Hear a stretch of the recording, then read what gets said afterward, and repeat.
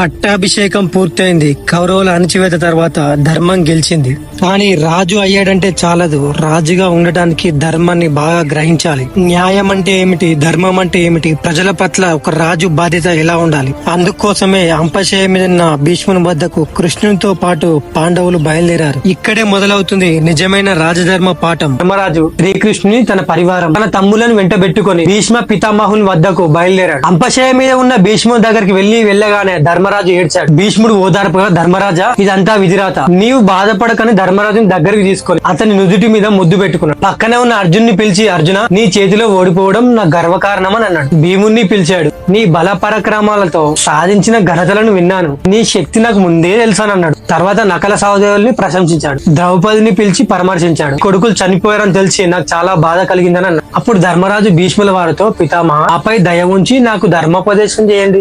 ఈ రాజ్యాన్ని ఎలా పరిపాలించాలో చెప్పండి. రాజతంత్రానికి ధర్మ మార్గానికి మధ్యనున్న వ్యత్యాసం తెలుసుకోలేకపోతున్నాను, దయచేసి వివరించండి అని అన్నాడు. అప్పుడు అక్కడే ఉన్న కృష్ణుడు భీష్మునితో, ఉత్తరాయం రావడానికి తక్కువ సమయమే ఉంది. ఈ లోపులోనే మీ మనవనికి రాజ్యాన్ని ఎలా పాలించాలి, రాజ్య పాలనలో ఎన్ని అడ్డంకులు ఉంటాయి, ఇక్కడ మెలగాలి, రాజతంత్రాలు ఏమిటి అన్ని తెలియజేయండి. ఇంద్రప్రస్థాన్ని పరిపాలించాడు కానీ సమస్త ఆర్యావర్యాన్ని పరిపాలించలేదు కదా అని అనగానే భీష్ముడు చిన్నగా, కృష్ణ నాతో పర్యాసలాడకు నీకిదే నా సమయం. జగద్గురు సకల జ్ఞాన సంపద గలగారు మీరు ఉండగా అంపశయమే మృత్యు కొరకు ఎదురు చూస్తున్న నన్ను అడుగుట వ్యాసం కాకపోతే మరేమిటి వాసుదేవ అని అన్నాడు.